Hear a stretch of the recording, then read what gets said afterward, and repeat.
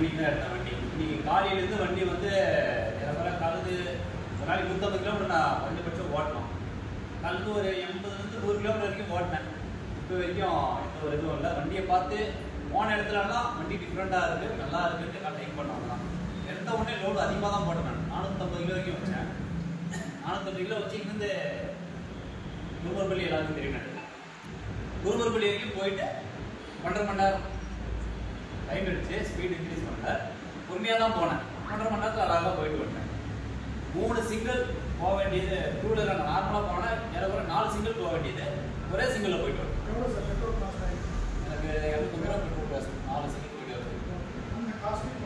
ஒரே சிங்கிளில் போயிட்டு வரேன்.